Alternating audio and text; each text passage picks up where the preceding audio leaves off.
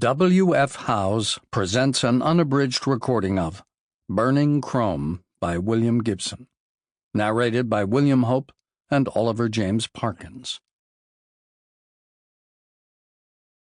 Source Code. An Introduction by William Gibson.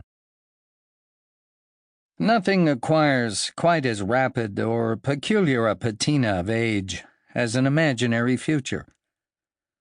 As a boy in the 1960s, I read a great deal of science fiction, much of it written in the 1940s and 1950s.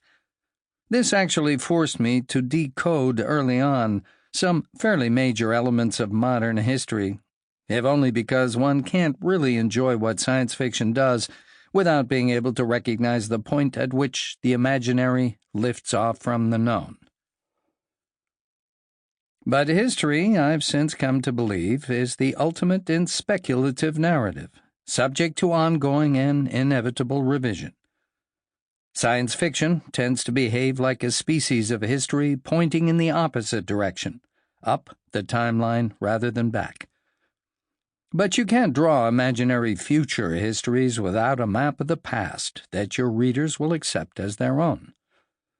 The less you think your map of the past imaginary or contingent, the more conventionally you tend to stride forward into your imaginary future. Many of the authors I read as a boy possessed remarkably solid maps of the past. Carved, it seemed, from doughty oak. Confident men. They knew exactly where we were coming from, exactly where we were, and exactly where they thought we were going. And they were largely wrong on all three counts, at least as seen from this much farther up the tracks.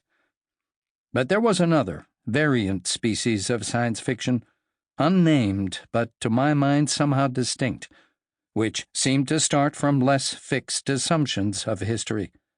A fiction whose writers seemed willing to entertain ideas that suggested we might, in fact, not know where we'd come from, or even where we were, that we were perhaps failing to recognize where we were for what it most basically was. Alfred Bester, Fritz Leiber, Robert Sheckley, to name only three but very fine examples, all did this for me, whereas Heinlein and Asimov didn't.